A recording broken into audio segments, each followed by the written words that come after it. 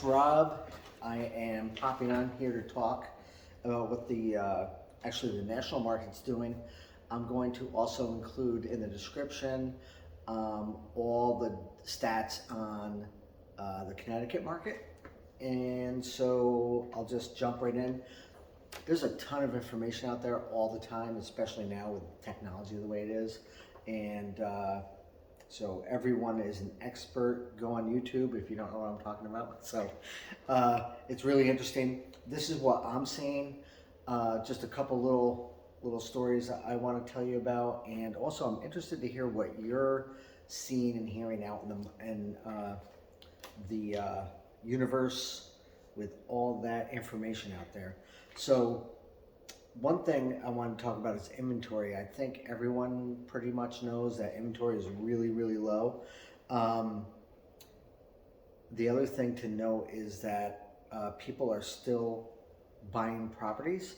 I'm hearing out there that no one's buying because of inflation or interest rates, that kind of stuff. It's just not true. What is true is that during the 2020, 2021 time period into 2022, a lot of people just jumped right in because they were, whether they were on the fence or they were definitely buying. Everyone that was even considering on any level buying, they bought because the interest rates are so nuts, and we will probably never see 2.5% interest rates again. Not my lifetime, that is. Maybe some of you younger people will see them. But that's really interesting. I mean, we're not seeing a huge amount of listings. Like we said, inventory is low. 70% of buyers are also sellers. So sellers that are buying, buyers that are selling. It's a real issue for them because while it's a really great time to sell, it's a challenge to buy because of low inventory. So as I always say, just reach out to Rebecca, 860-833-6795, or to me, 860-982-7696. We can talk about that and brainstorm and tell you about what we do to help that situation out. Another good piece of news: builders are delaying construction on a lot of different types of housing, including single family, which means buyers that have bought in the past 12 months and buyers that will buy in the next 12 months.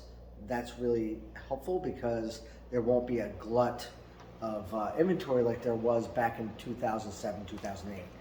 So that's awesome. Here's something interesting I want to say before I end this. So it's really interesting. This is about millennials, which is the highest population right now in the buyer pool. 92% of millennial home buyers, and that's 27 to 42 years old, said inflation dented their plans, but it didn't stop them, which is really interesting. 28% reported delaying their schedule. 59% reported increased savings rates, and 36% increased their budget, and 26% just sort of lowered their expectations, went to a smaller property or a similar size property that needed work. That's all just really interesting information. From my perspective, hopefully it's really interesting to you too.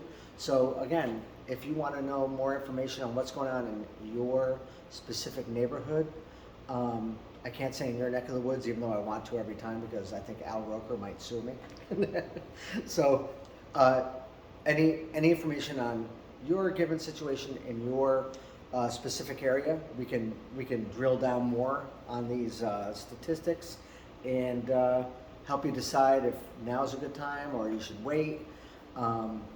Again, 860-982-7696, that's me. Or you can reach out to Rebecca, 860-833-6795. Thanks a lot. Have a great week, guys.